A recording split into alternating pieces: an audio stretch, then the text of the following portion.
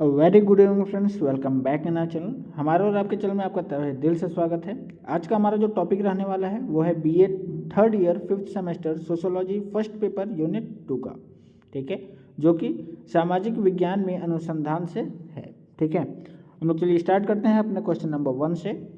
वो है अगस्त कामटे। ठीक है, कहने का मतलब यहाँ पे अगस्त कामटे के बारे में बताना है। ठीक है, अति लघु क्वेश्चन हैं ये सब। ठीक, तो हमें क्या बताना है? अगस्त कामटे के बारे में। हमारा आंसर क्या हो जाएगा? अगस्त कामटे फ्रांस का रहने वाला था। कहाँ का रहने वाला था? फ्रांस का रहने वाला था। ठीक है, कहाँ का रहने वाला था? फ्रांस का रहने वाला था। उसका जन्म जो है 19 जनवरी सन 1798 ई में फ्रांस में मोल्टेपेलियर नामक स्थान पर हुआ था। अगस्त कामटे समाज के क्या थे? सेवक थे। कामटे को ही समाजशास्त्र का वास्तविक जनक माना जाता है। ठीक है, कई बार क्वेश्चन आ जाता है अगस्त कामटे कौन थे। ठीक है, तो उस तरह में आप लोग इसको लिख सकते हैं। उसके साथ में कभी कभी क्वेश्चन आ जाता है समाजशास्त्र का वास्तविक जनक कौन है। ठीक है, तो आप लोग लिख सकते हैं अगस्त कामटे, जो जिसका ऑब्जेक्टिव क्वेश्चन आते हैं उनमें ये क्वेश्चन ज़्यादा आ सकता है। ठीक है, तो उनके लिए बहुत ही ज़्यादा इंपॉर्टेंट है ये। आगे देखते हैं हम लोग क्वेश्चन नंबर 2 अपना क्या है। कामटे की प्रमुख रचनाओं के नाम लिखिए। ठीक है, अगस्त कामटे की जो प्रमुख रचनाएं थीं उसके नाम बताने हैं। तो पहला रचना कौन सा था? समाज के पुनर्गठन के लिए आवश्यक कार्य हेतु एक कार्यक्रम। ठीक है, दूसरा क्या था? विज्ञानवादी राजनीतिक के सिद्धांत था। और तीसरा क्या था? कैचिज्म ऑफ पॉलिटिक्विज्म। ठीक है, ये तीनों इनकी क्या थी? प्रमुख रचनाएं थी। ठीक है, आगे देखते हैं अपना क्वेश्चन नंबर 3 क्या है। प्रत्यक्षवाद क्या है? ठीक है, प्रत्यक्षवाद क्या है? जैसा कि आपको पढ़ने से समझ में आ रहा होगा, प्रत्यक्ष मतलब जो कि आपके सामने होता है। ठीक है, हम लोग आंसर से इसको समझते हैं क्या है। प्रत्यक्षवाद सामाजिक विचारधारा कामटे की एक क्या है? अद्भुत देन है। ठीक है, प्रत्यक्षवाद क्या है?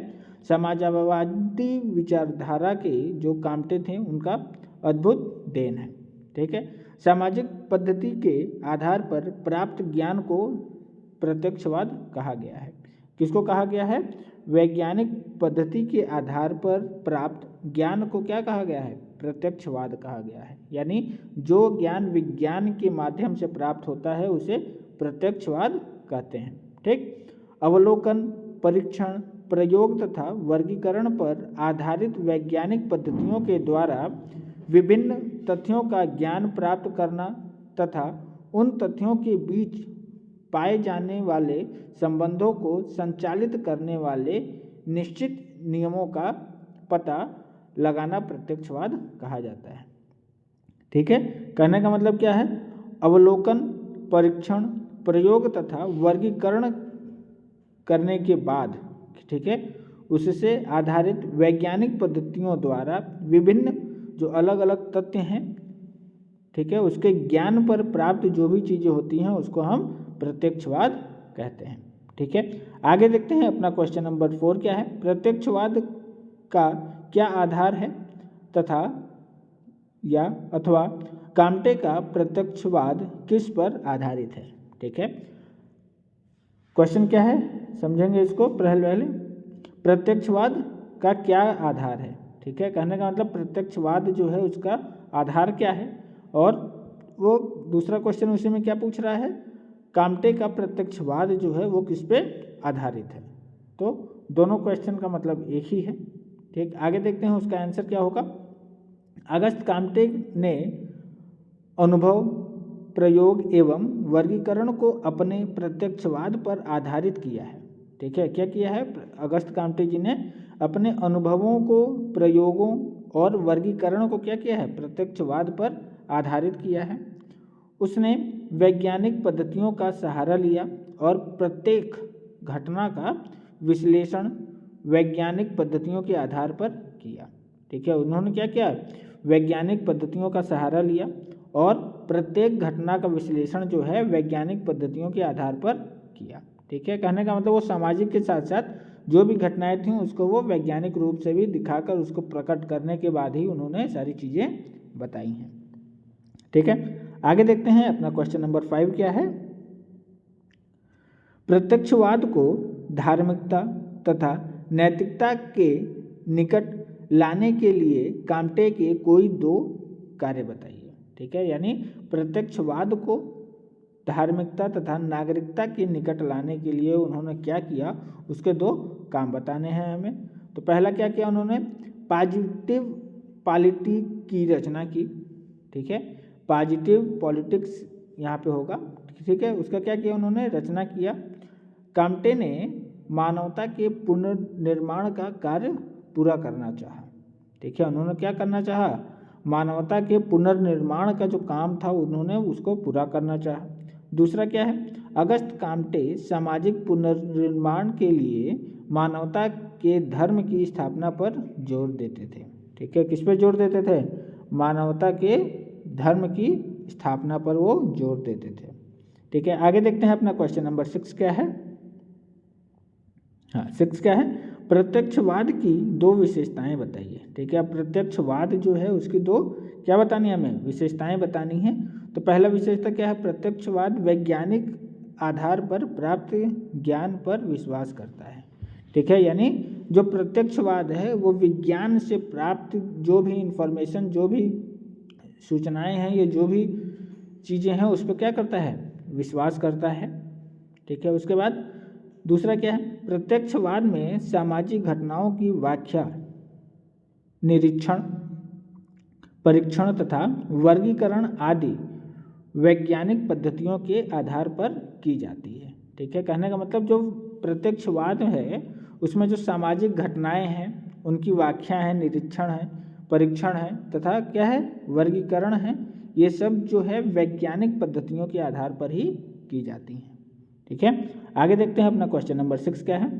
अगस्त काम्टे के त्रिस्तरीय सिद्धांत के नाम बताइए। ठीक है, अगस्त काम्टे का जो त्रिस्तरीय सिद्धांत है उसका क्या नाम है। तो पहला क्या है, कल्पनात्मक या आध्यात्मिक व्यवस्था।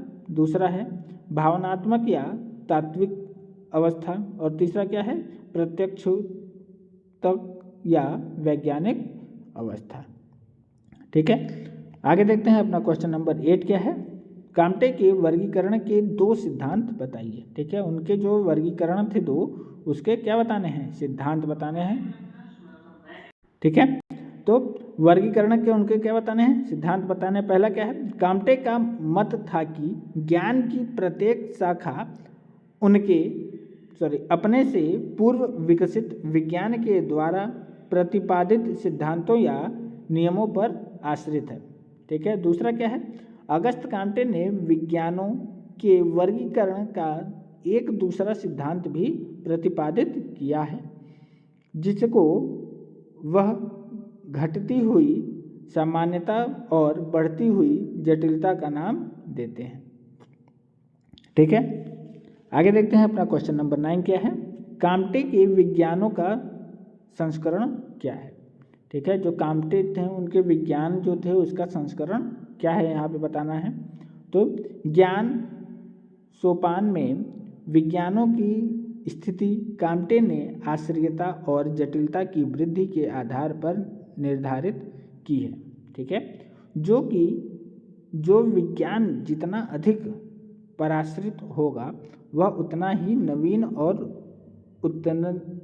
उन्नतशील होगा। इस प्रकार काम्टे के द्वारा प्रतिपादित विज्ञानों का संस्करण निम्नलिखित है।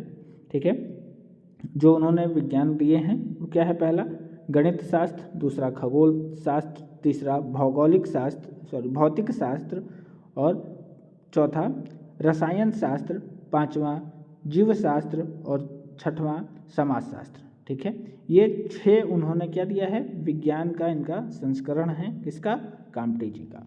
ठीक है, आगे देखते हैं अपना क्वेश्चन नंबर 10 क्या है। हर्बर्ट स्पेंसर, ये भी एक महान समाजशास्त्रीय थे। ठीक है, उनके बारे में यहाँ पे बताना है। क्या, हर्बर्ट स्पेंसर इंग्लैंड का एक प्रतिभा संपन्न समाजशास्त्री था। ठीक है, प्रतिभाशाली संपन्न क्या था, समाजशास्त्री था, जिसने प्राणीशास्त्र के सिद्धांतों के आधार पर समाज का विश्लेषण, प्रस्तुत करने का प्रयास किया। ठीक है, इन्होंने क्या किया, प्राणी शास्त्र के आधार पर जो है समाज का विश्लेषण करने का प्रयास किया। उसने सार्वभौमिक सिद्धांतों की सहायता से सभी विज्ञानों के बीच एकता स्थापित करने का प्रयास किया। ठीक है, उन्होंने क्या किया, सार्वभौमिक सिद्धांतों की सहायता से जो है विज्ञानों के बीच एकता स्थापित करने का प्रयास किया। ठीक है, आगे देखते हैं अपना क्वेश्चन नंबर 11 क्या है, समाज सावयववाद क्या है अथवा समाज का सावयवी सिद्धांत क्या है। ठीक है, देखते हैं यहाँ पे क्या है, हर्बर्ट स्पेंसर उद्विकास के सिद्धांत को मानने वाला था। ठीक है, किसका, उद्विकास के सिद्धांत को ये मानने वाले थे। उनके अनुसार समाज का विकास मनुष्य के शरीर के समान होता है। ठीक है, उनका कहने का जो तात्पर्य या उनका जो भावना था वो कैसा था, विकास जो है मनुष्य के शरीर के समान होता है। ठीक है, समाज कैसा होता है, मनुष्य के शरीर के समान होता है। ठीक है, उसने इस सिद्धांत को सावयवी सादृश्यता का सिद्धांत कहते हैं। ठीक है, उसे ये क्या कहते हैं, सादृश्यता का सिद्धांत कहते हैं। उनका कहना है कि विभिन्न अंगों के योग से बनी वस्तु सावयवी कहलाती है। ठीक है, उनका क्या कहना है कि जो विभिन्न अंगों के योग से बनी हुई वस्तु होती है उसे क्या कहते हैं, सावयवी कहते हैं। ठीक है, आगे देखते हैं अपना क्वेश्चन नंबर 12 का है, समाज तथा सावयव में कोई दो समानताएं बताइए। ठीक है, इसमें क्या बताना है, हमें समानताएं बतानी है, किसमें, समाज और सावयव में। ठीक है, तो पहला विशेषता क्या है भैया, समानता क्या है, पहला समाज व शरीर दोनों का विकास धीरे धीरे होता है। ठीक है, समाज का और शरीर का दोनों का जो विकास है, ठीक है, वो धीरे धीरे होता है। कहने का मतलब जो शरीर है वो धीरे धीरे बढ़ती है, उसी अनुसार जो समाज है वो धीरे धीरे विकसित होता है। समाज और शरीर प्रारंभ में सरल होते हैं और धीरे धीरे क्या होते हैं, वो जटिलता की ओर बढ़ते हैं। जैसे जो नवजात शिशु होता है, बच्चा होता है, उसका जो शरीर होता है, हड्डी होती है, वो बहुत कमज़ोर होती है। ठीक है, जुड़ी ही नहीं रहती है, तो वो कमज़ोर रहती है। और जैसे जैसे वो बच्चा बड़ा होता है, ठीक है, उसकी जो हड्डियां हैं, मसल्स हैं, वो क्या होती हैं, जटिल यानी कठोर होती जाती हैं। उसी तरह जो समाज है, ठीक है, वो भी जैसे जैसे समाज बड़ा होता है वो क्या होता है, जटिलता की ओर बढ़ता जाता है। ठीक है, आगे देखते हैं अपना क्वेश्चन नंबर 13 क्या है, सावयव और समाज में कोई दो भिन्नताएं बताइए। ठीक है, इन दोनों में क्या बताना है, हमें भिन्नताएं बतानी है। अभी क्या बताए हम लोग, समानताएं बताए थे। ठीक है, स्पेंसर के अनुसार शरीर का विकास स्वयं होता है। ठीक है, शरीर का जो विकास है वो अपने समय अनुसार वो होता रहता होता रहता है। ठीक है, जिसमें मनुष्य की कोई भूमिका नहीं होती है, और उसमें जो है मनुष्य की कोई भूमिका नहीं होती है। वो अपने समय निर्धारित हो उसका, जैसे जैसे वो बढ़ेगा, समय बढ़ेगा, वो वैसे वैसे बढ़ता जाएगा। किंतु जो समाज है उसका विकास जो है स्वयं नहीं होता है। ठीक है, न होकर मनुष्य द्वारा किया जाता है। और जो समाज का विकास होता है वो मनुष्य द्वारा यानी हम ही लोगों के द्वारा समाज का विकास होता है। दूसरा क्या है, शरीर में पूर्ण सत्ता है किंतु समाज में इसका अभाव पाया जाता है। ठीक है, आगे देखते हैं क्वेश्चन नंबर 14 क्या है अपना, समाज और शरीर में दो अंतर बताइए। अब क्या बताना है, समाज और शरीर में हमें अंतर बताना है। पहला क्या है, स्पेंसर के अनुसार शरीर के अंग शरीर के लिए हैं जबकि समाज व्यक्ति के लिए है। ठीक है, स्पेंसर का क्या कहना है, जो शरीर है वो किसके लिए है, शरीर के अंग जो हैं वो किसके लिए है, शरीर के अंग जो हैं शरीर के लिए है। ठीक है, जाहिर सी बात है, जो शरीर के अंग है, शरीर के अंग नहीं रहेंगे तो शरीर किसी काम का नहीं है। तो उसी तरह क्या है, जबकि समाज जो है वो किसके लिए है, व्यक्तियों के लिए है। ठीक है, वहाँ के रहने वाले लोगों के लिए है। ठीक है, दूसरा क्या उन्होंने कहा है, शरीर की संपूर्ण चेतना शक्ति एक बिंदु पर केंद्रित रहती है। ठीक है, शरीर की जो चेतना होती है, शक्ति होती है, वो किस पर केंद्रित होती है, एक बिंदु पर केंद्रित होती है।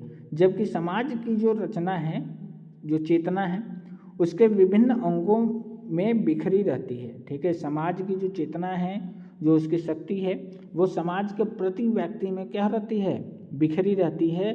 जब तक वो लोग एकजुट होकर नहीं चलेंगे, समाज का नियम नहीं मानेंगे, तब तक जो है समाज क्या रहती है, बिखरी हुई रहती है। ठीक है, तो आज के लिए इतना ही। हम लोग मिलेंगे अपने नेक्स्ट वीडियो में। Till then take care, thank you. और जो भी बच्चे हमारे चैनल पर नए हैं वो एक बार ज़रूर से चैनल को सब्सक्राइब कर देंगे। Till then take care.